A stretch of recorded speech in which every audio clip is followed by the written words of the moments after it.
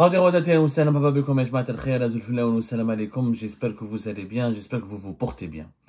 Nous sommes dans une situation de quasi-rupture entre l'Algérie, le Mali et ses alliés, le Burkina Faso et le Niger.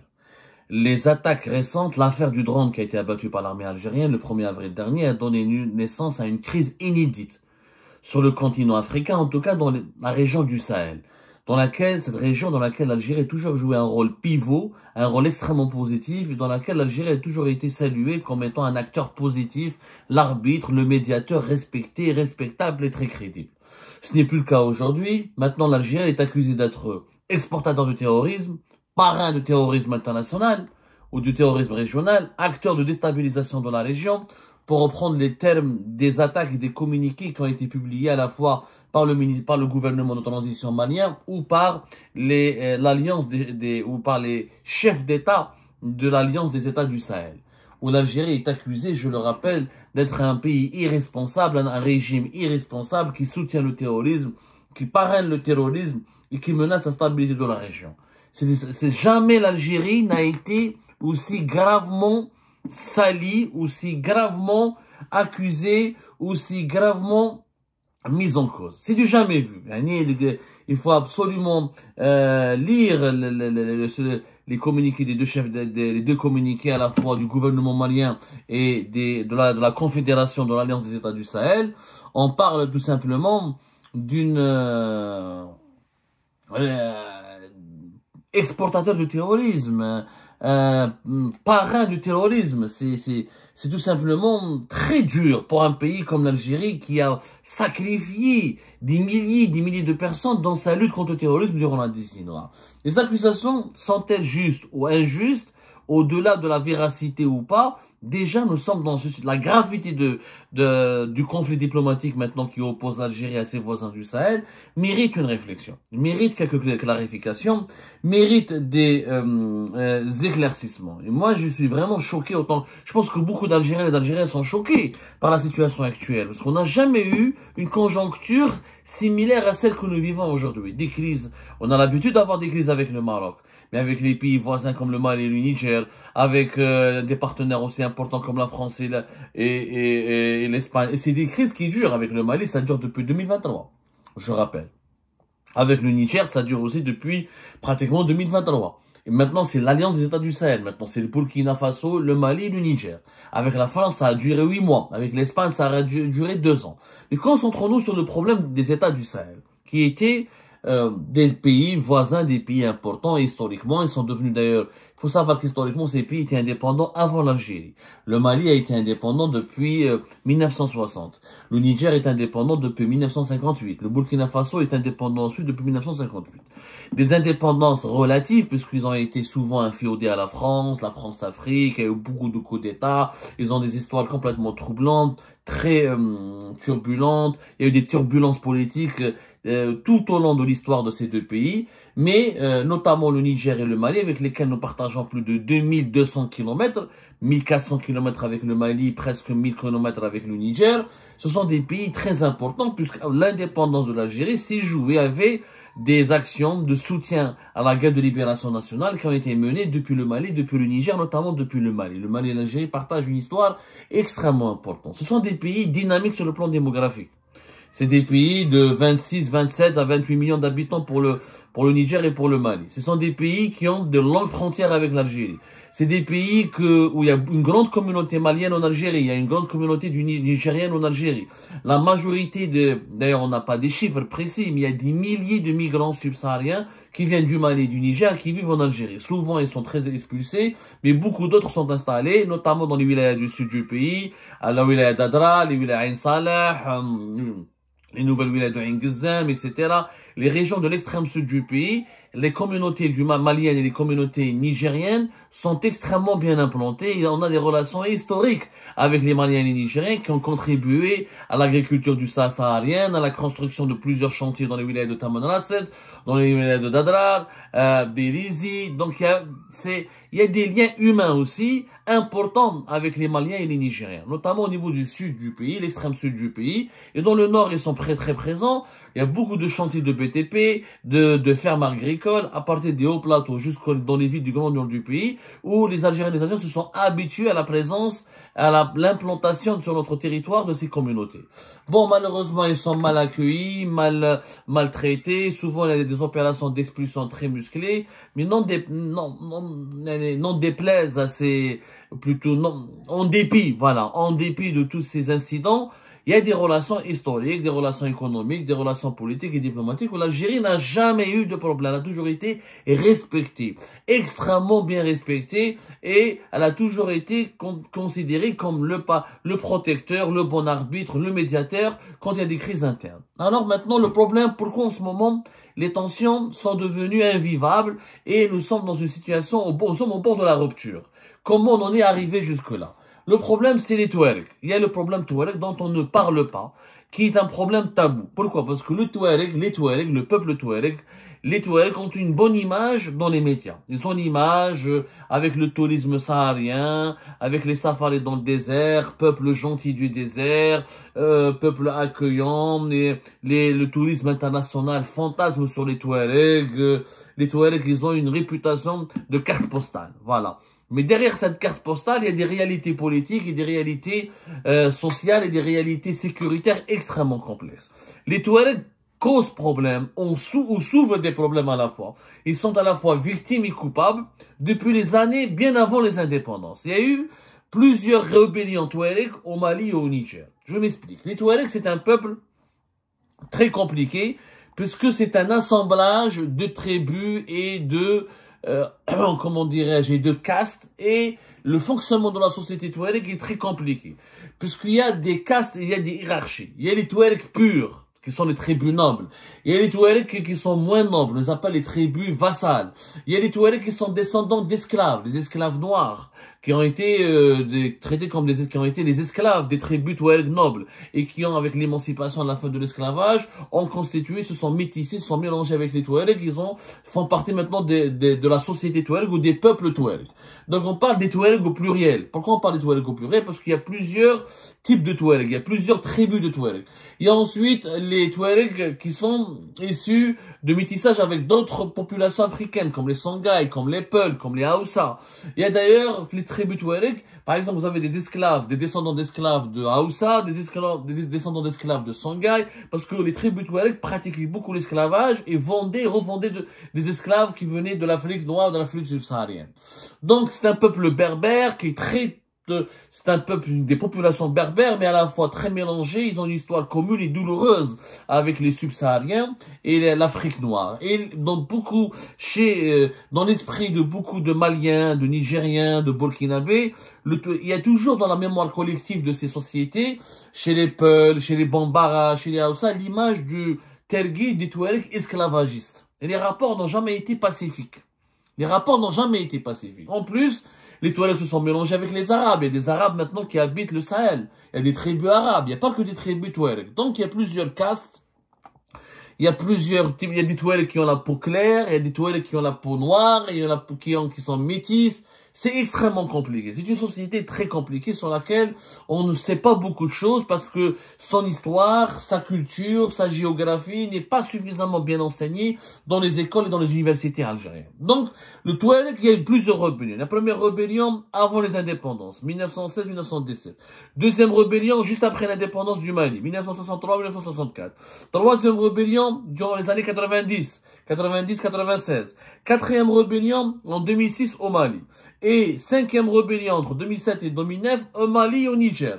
Et septième rébellion en 2012, et que la guerre d'ailleurs dure en ce moment au Mali depuis la fameuse rébellion de 2012, lorsque la Libye de Kadhafi a chuté, les armes de la Libye en circulant ont été revendues massivement, ont échappé au contrôle des autorités libyennes et de tous les États de la région. Ils ont attiré et ces armes se sont retrouvées entre les mains d'une galaxie de groupes de Touaregs qui ont relancé leur combat pour l'indépendance ou pour l'autonomie. Justement, Azawad, la région de l'Azawad, c'est toute le nord du Niger et le nord du Mali. Ça peut aller jusqu'à pratiquement une partie de la Mauritanie. Certains groupes Touareg incluent le sud algérien dans la région du Azawad. Certains groupes Touareg disent que l'Azawad peut s'étendre jusqu'à la Libye. Chez les Touaregs, il y a une galaxie de mouvements politiques. Il y a des mouvances qui sont indépendantistes, qui disent qu'il faut absolument qu'on crée un État Azawad indépendant. D'autres qui sont autonomistes, d'autres qui sont loyalistes. Ils voulaient que non, c'est pas la peine l'indépendance, c'est pas la peine l'autonomie, on doit juste se battre pour avoir plus de représentation politique au sein des États maliens et des États du Niger. Donc il y a eu plusieurs rébellions et à chaque fois il y a des accords de paix. En 2006, l'Algérie a été l'arbitre, il a eu un accord de paix. En 2012, il y a eu l'accord de paix de 2015. Donc, et l'Union africaine, la Mauritanie, le Burkina Faso, plusieurs pays ont joué le rôle de médiateur. On parle plus du Mali et du Niger, pourquoi? Parce que les Touaregs sont pratiquement 3 millions et quelques. C'est plus compliqué que le Sahara occidental en réalité, sauf que l'ONU, comme l'ONU ne reconnaît l'intégrité territoriale et le principe de l'intangibilité des frontières des États comme le Mali, le Niger et le Burkina Faso, la Mauritanie, la Libye et l'Algérie, on parle pas du problème Touareg. Or, le problème Touareg existe depuis les indépendances, surtout au Niger et au Mali. Pourquoi? Parce que sur les 3 millions et quelques de Touaregs, 1 million et quelques vivent au Mali, 1,5 million sont au Niger. En Algérie, on estime, on n'a pas de statistiques officielles, c'est un sujet tabou, c'est un grand sujet tabou, les régimes algériens n'aiment pas du tout qu'on lui parle de statistiques ethniques, de minorités. Le concept de minorité est interdit dans le vocabulaire politique algérien. On n'aime pas dire minorité mozabite, minorité kabyle, minorité touareg, on n'en parle pas. Mais on sait que selon diverses sources officieuses, qu'il y a presque 200 000 et quelques touaregs en Algérie. En Libye, ils sont 100 000 et quelques. Et au Burkina Faso aussi, ils sont 100 000 et quelques. En Mauritanie, ils sont moins de 100 000. C'est-à-dire que hors Mali, Niger, ils sont pratiquement 500 000 et quelques Touaregs. Ce qui fait une population de presque 3 millions et quelques Touaregs. C'est beaucoup plus nombreux que les Sahraouis, du Sahara occidental, qui sont à peine 100 000 et quelques, ou même pas 200 000. C'est une grande population. Cette population a des problèmes. Alors, au Mali, au Niger, il y a eu des phases où, des fois, c'est les États centraux qui ont trop réprimé, qui ont trop écarté et qui n'ont jamais su comment se développer les régions touareg. Comme c'est des États qui sont pauvres, avec des PIB pauvres, avec des économies très précaires, le Mali et le Niger ont toujours fait partie, malheureusement, pour ces deux pays, qui sont des grands pays dans l'histoire, l'Empire du Mali, l'État de Haoussa au Niger, le fleuve. Il y a eu toujours des entités politiques prospères dans l'histoire du Mali et du Niger, mais malheureusement, depuis le début de la colonisation et depuis les indépendances, le Mali et le Niger ont fait toujours partie parmi les pays les plus pauvres du monde. Du coup, les régions touareg ne se sont jamais développées. Quand il y a eu le sous-développement, la sécheresse, réchauffement climatique, et les Mali et le Niger n'ont jamais eu suffisamment de finances et d'économies prospères pour financer des armées solides, etc.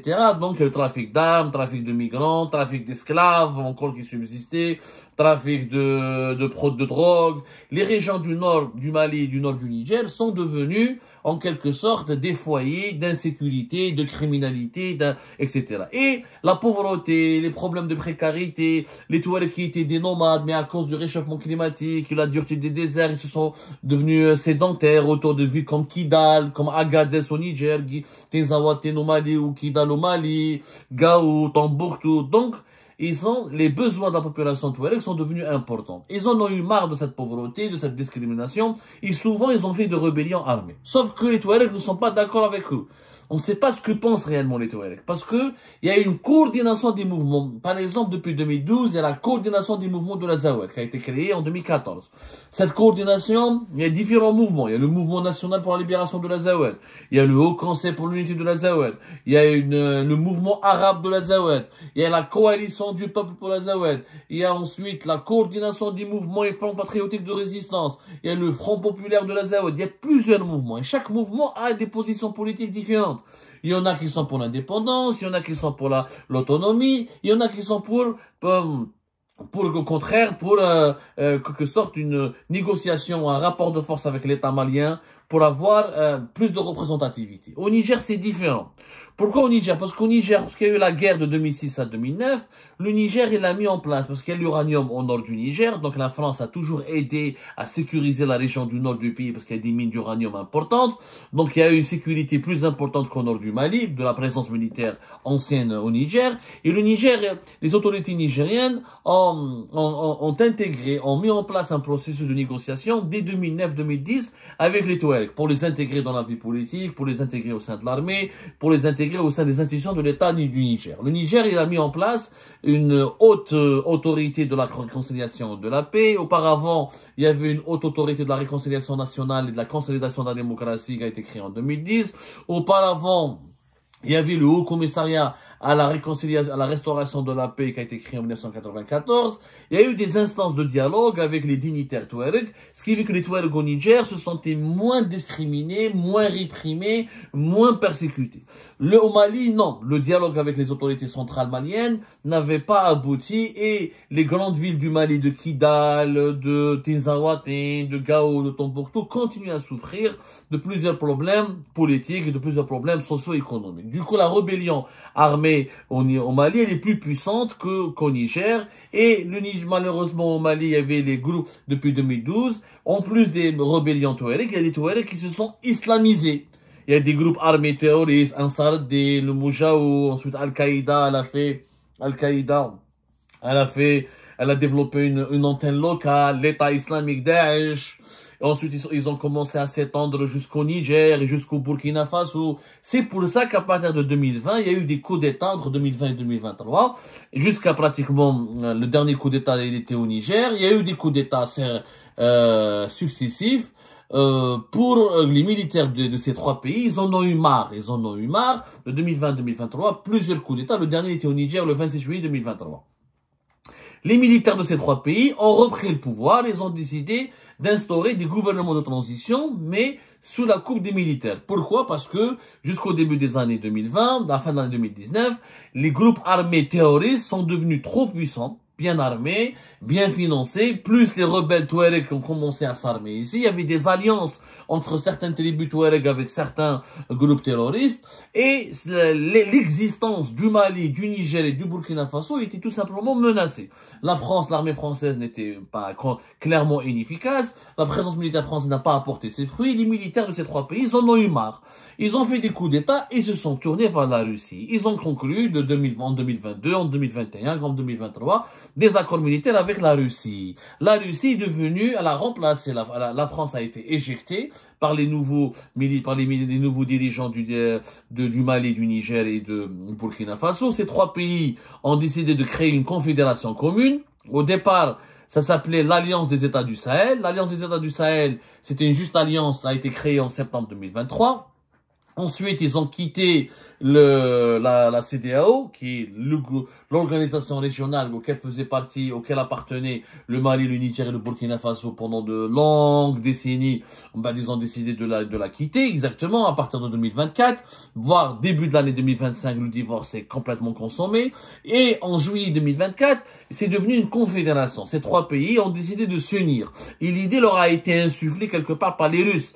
Les Russes ont fait un travail de lobbying important pour regrouper tous les militaires putschistes de ces trois pays en une seule organisation politique qui s'appelle l'Alliance des États du Sahel. D'ailleurs, au moment où il y a eu une crise diplomatique et politique extrêmement grave entre l'Algérie et l'Alliance des États du Sahel, il y a eu un sommet entre le 3 et le 4 avril dernier, un sommet Russie-Alliance des États du Sahel, où les ministres des Affaires étrangères des trois pays, le Mali, le Niger et le Burkina Faso, étaient à Moscou en présence de Sergei Lavrov. Et Sergei Lavrov, il a annoncé une intensification de la coopération militaire avec le Mali, le Niger et le Burkina Faso. Ils ont dit qu'il y aura plus d'armement, plus de présence de paramilitaires, d'instructions militaires, d'instructeurs militaires. Clairement, la Russie est devenue la puissance numéro 1 dans le Sahel. Et les militaires maliens, nigériens, burkinabés, se sont sentis renforcés par la présence, par le soutien militaire russe. Ils ont conclu des accords pour payer la Russie à travers l'exploitation de certaines de leurs mines. Et légitimement, de façon tout à fait légitime, ils n'avaient pas le choix. Ce sont des pays pauvres, ils n'ont pas les moyens. La présence française n'a pas apporté de solution. Les États-Unis, ils aidaient, mais de loin, ils s'impliquaient pas énormément à travers l'Afrique, à travers l'Africom, etc. et des organes à travers l'Africom, le commandement des États-Unis pour l'Afrique, ça n'a pas marché. Les militaires qui ont pris le pouvoir de 2020-2023, ils ont décidé de faire de l'alliance avec la Russie le cheval de bataille pour un projet, un objectif ultime. Les militaires au pouvoir au Mali, au Niger, au Burkina Faso, ils ont compris qu'ils ne pourraient pas développer leur pays ni le sécuriser tant qu'ils ne contrôlent pas l'ensemble de leur territoire national. Et c'est ça le point de divergence entre ces pays et l'Algérie. L'Algérie considère les groupes armés touaregs comme des interlocuteurs politiques légitimes. Elle ne les considère pas comme des terroristes. Les Maliens, les Nigériens, les nouveaux dirigeants maliens, nigériens et burkinabés ne reconnaissent plus la légitimité politique de ces groupes armés. Pour eux, à partir du moment où ils ont des armes, où ils ont voulu occuper des villes entières, il faut savoir que de 2012 jusqu'à 2023, une ville comme Kidal, au nord du Mali, échappait au contrôle de l'État malien. Elle était contrôlée que par les groupes armés touaregs. Il fallait attendre 2023, vers la fin, vers la septembre 2023 à peu près, etc., où les Maliens ont repris le contrôle de Kidal. L'armée, voilà, l'armée, c'est en octobre 2023. Ils ont repris, en novembre 2023, ils ont repris le contrôle de Kidal, après plus de 11 ans d'absence. La ville de Tezawaten, là où il y a les combats autour, elle est entièrement contrôlée par une coordination des mouvements armés touaregs, que l'Algérie reconnaît, et l'Algérie veut appliquer les accords politiques d'Alger de 2015. Sauf que les accords de 2015, ils ont été négociés par année lorsque le Mali était faible, lorsqu'il n'y avait pas la Russie qui le soutenait militairement. Et quand les militaires n'étaient pas au pouvoir. Les militaires maliens ne veulent pas négocier. Ils ont un principe, on négocie pas avec des groupes armés qui imposent, qui veulent nous imposer qui veulent obtenir des concessions par les armes. Pour les militaires maliens, comme pour les militaires nigériens et burkinabés, il faut neutraliser tous les groupes armés et reprendre le contrôle. Il n'y a que l'État qui doit avoir des armes et qui doit avoir la légitimité de porter des armes et qui doit contrôler le pays. C'est légitime de leur part. C'est légitime de leur part. C'est que l'Algérie, son problème, c'est quoi? C'est qu'aujourd'hui, l'Algérie classe le MAC, par exemple, le mouvement pour l'autodétermination de la Kabylie, comme étant une organisation terroriste, depuis mai 2021, alors que le MAC n'a pas d'armée, n'a pas de milice, n'a pas de soldats, et elle accepte. Et pour elle, les Touaregs armés, c'est pas des terroristes. Bon, c'est vrai que les Touaregs, ils ont des problèmes de droit. Ils sont discriminés. Des fois, ils sont victimes. Mais aussi, ils ont des responsabilités. Il y a des massacres qui ont été commis par les Touaregs. Il y a des tueries il y a des attaques contre des militaires maliens, ils ont été commis par des Touaregs. Les Touaregs ne sont pas tout miel, tout sucre. Parce que pour l'Algérie, elle a toujours été du côté des Touaregs. Pourquoi? Parce que l'Algérie veut que la rébellion touareg ne déborde pas sur son territoire. Le régime algérien, il est un peu égoïste dans cette histoire. Il est quelquefois, enfin, égoïste. Il a peur pour l'intégrité territoriale, la sécurité nationale. Ça, c'est légitime. Mais quelquefois, il y a un excès d'égoïsme.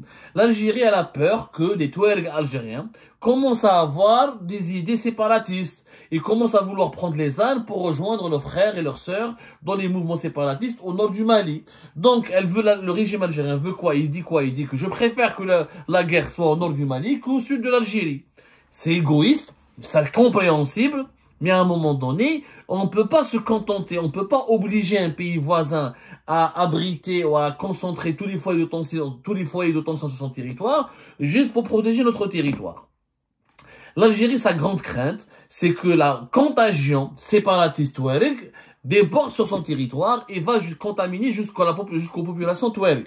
Bon, les Touaregs algériens ont une meilleure vie, ils ont une meilleure vie, de meilleures conditions de vie que les Maliens, que les Nigériens. Sauf que même avec les détériorations des conditions économiques, beaucoup de jeunes Touaregs algériens commencent aussi à en avoir marre.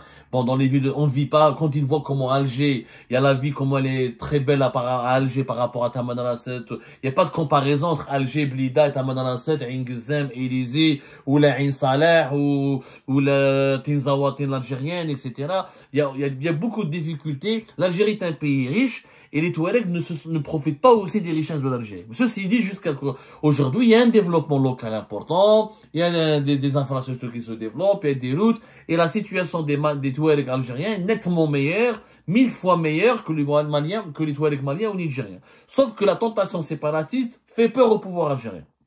Et pour contrôler cette tentation séparatiste, le pouvoir algérien parle avec les groupes armés au nord du Mali. Il leur tend une oreille. Il reconnaît leur légitimité. La preuve, fin février 2023, Abdelmajid Tebboune, il a accueilli au palais présidentiel de Mouradia une dizaine de représentants de ces groupes armés qui sont regroupés autour d'une coalition. Et lui, l'Algérie, veut imposer aux militaires maliens de renégocier les accords d'Alger 2015, de les appliquer, d'accepter de parler directement avec des Touaregs armés. Sauf que les militaires maliens ne veulent plus de cela. Même au Niger, même au Burkina Faso. Ils veulent que tous les groupes armés rendent leurs armes, se rendent, et la politique ne se fait pas avec des armes. Et c'est légitime. L'Algérie, par exemple, on a connu une guerre civile durant la décennie noire. Il aura fallu imposer à la fin des années, de 99 jusqu'à 2006, les groupes armés islamistes ont été obligés de se rendre, d'accepter une reddition, ensuite de faire des négociations pour la réconciliation. Donc, est-ce que nous, en Algérie, on aurait pu faire une réconciliation si les groupes armés islamistes n'avaient pas été battus militairement, ils n'avaient pas été contraints de se rendre et de rendre les armes? C'est la même chose au Mali. Les militaires maliens veulent que les séparatistes Touaregs renoncent à leur projet de séparatistes et rendent les armes et entrent dans un processus de réconciliation politique. Les Touaregs, non. Les Touaregs, nous, on n'accepte pas, on fait pas confiance à ces militaires, ils ont fait un putsch, ils veulent nous massacrer, ils vont toucher à notre population. Il y a une crise de confiance. Cette confiance n'est pas renforcée par l'implication de l'Algérie, qui n'arrive pas à convaincre les Touaregs de renoncer à leur lutte armée. Donc, l'armée malienne ne fait pas confiance aussi, et les combats se poursuivent. Le Mali, le gouvernement de transition actuel, il veut reprendre le contrôle de tout son territoire. C'est légitime. Quel est le pays qui voudrait ne pas contrôler totalement son territoire? Quel pays à travers le monde accepterait que des groupes armés contrôlent des régions entières de son territoire? C'est pas possible. À un moment donné, la politique, c'est une chose. La politique, c'est dans un cadre réglementé, c'est des partis politiques, c'est des assemblées, c'est des activités, c'est du meeting, c'est des manifestations pacifiques. Mais pas avec des armes. Donc l'Algérie n'arrive pas à trouver des solutions. Elle est dépassée par les événements. L'implication de la Russie, elle a changé la donne. Les militaires maliens, nigériens et burkinabés se sentent forts grâce au soutien de la Russie. Et l'Algérie ne veut pas, elle a peur que les Touaregs maliens essuient des défaites au Niger et au Mali et qui perdent beaucoup d'hommes et vont avoir il y aura beaucoup de réfugiés parce qu'il y a 1 million. Et vous imaginez s'il y a des centaines de milliers de Touaregs qui quittent le Mali et le Niger pour aller vivre en Algérie. Ça va créer des problèmes, des désordres sociaux, un problème d'insécurité et peut-être que les groupes séparatistes de Touaregs vont essayer de faire sur le territoire malien, sur le territoire algérien, ce qu'ils ont échoué à concrétiser sur le territoire malien ou sur le territoire nigérien. Donc pour l'Algérie, elle est dans une situation extrêmement complexe. Qu'est-ce qu'elle veut? Elle veut que les Touaregs maliens et nigériens restent chez eux, qu'ils soient acceptés par les autorités maliennes et qu'ils soient considérés, intégrés dans un processus de réconciliation politique. Sauf que les Touaregs ne veulent pas renoncer à leurs armes. Ils veulent garder leurs armes, ils veulent contrôler des villes entières. C'est pas possible. Donc la question, et c'est ça le défi de l'Algérie. Est-ce qu'on peut continuer à se brouiller ou à se bagarrer avec le Mali et le Niger pour les beaux yeux des Touaregs? Est-ce qu'on ne doit pas, nous aussi, du côté algérien, imposer aux Touaregs un désarmement? Il faut désarmer les milices Touaregs. Les États, il n'y a pas de place pour un État indépendant au nord du Mali, ni pour au nord du Niger. C'est interdit, c'est pas possible. Déjà, des vieux pays, des vieux États comme le Mali et le Niger n'arrivent pas à survivre. On ne peut pas accepter la division des territoires de nos pays voisins, comme on n'accepte pas, nous, la division de notre propre territoire. La solution, c'est de trouver un accord et des mécanismes pour pousser les Touaregs à se désarmer et pour imposer des accords de paix à l'armée malienne et nigérienne et le respect des droits de l'homme, le respect des minorités et trouver un processus de dialogue. Mais là, malheureusement, l'Algérie n'a plus les outils, n'a plus la main sur le dossier du Sahel. Elle est extrêmement mise en difficulté. Les militaires maliens et le Burkina Faso et les dirigeants du Burkina Faso et du Niger ne font plus confiance en Algérie parce qu'elle est assimilée aujourd'hui comme un partenaire privilégié, comme un soutien des groupes armés Touareg. Il n'y a plus de confiance. Maintenant, il faut vraiment toutes les cartes sont à réutiliser. Il faut revoir notre copie dans la région. Il faut comprendre les besoins légitimes des dirigeants de